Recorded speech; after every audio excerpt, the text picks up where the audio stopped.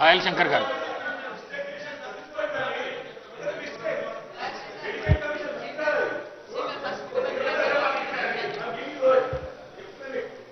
ధన్యవాదాలు అధ్యక్ష. ఈరోజు ప్రభుత్వం ప్రవేశపెట్టేటువంటి 42% బీసీ రిజర్వేషన్ బిల్లు మీద ఆ రోజు భారతీయ జనతా పార్టీ సంపూర్ణ మద్దతు ప్రకటించింది. ఈరోజు కూడా ఈ యొక్క బిల్లుకు భారతీయ జనతా పార్టీ సంపూర్ణ మద్దతు ప్రకటించింది.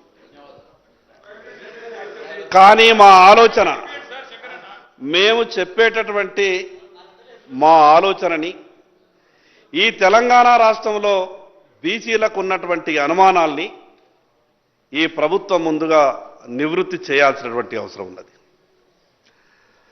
అధ్యక్ష, ఈ 42% రిజర్వేషన్ మీద చర్చ జరుగుతున్నటువంటి సందర్భంలో కాంగ్రెస్ పార్టీ కామారెడ్డి డిక్లరేషన్ మీద మొట్టమొదలుగా ఈ సభలో చర్చ జరగాల.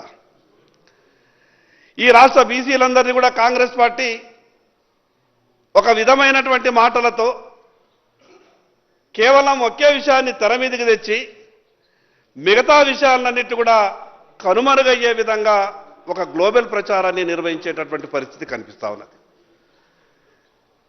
42% బీసీలకు రిజర్వేషన్ ఇవ్వాల్సిందే.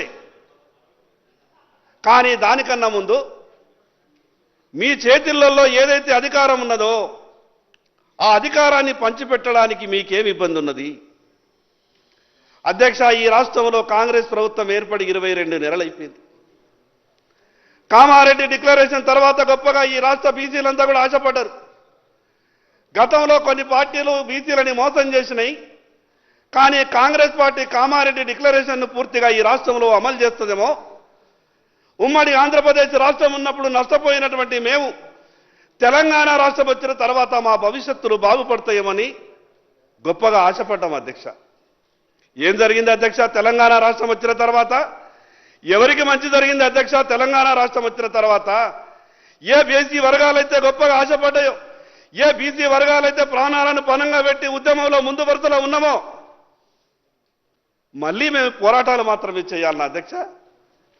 అధ్యక్ష, అక్కడ ఉన్నటువంటి కుర్చీలు ఎందరో మంది కుర్చీలలో కూర్చుంటున్నారు. అధికారంలోకి రావడానికి ముందు మాకు చెప్పేటటువంటి మాటలకు, అధికారంలోకి వచ్చిన తర్వాత చేసేటటువంటి వ్యవహారాలకు ఎక్కడ కూడా పొంతన లేకుండా పోతున్నది అధ్యక్ష. అధ్యక్ష, బీసీలలో సమర్థులు లేరా అధ్యక్ష? బీసీలలో నమ్మకస్తులు ప్రభుత్వానికి ఉండేవాళ్ళు లేరా అధ్యక్ష?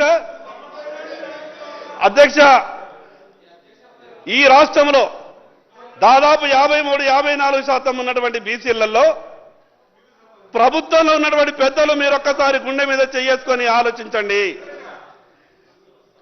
మీ మంత్రివర్గంలో ఉన్నటువంటి సంఖ్య ఎంత బీసీలది? మీరిచ్చినటువంటి కార్పొరేషన్లలో కూడా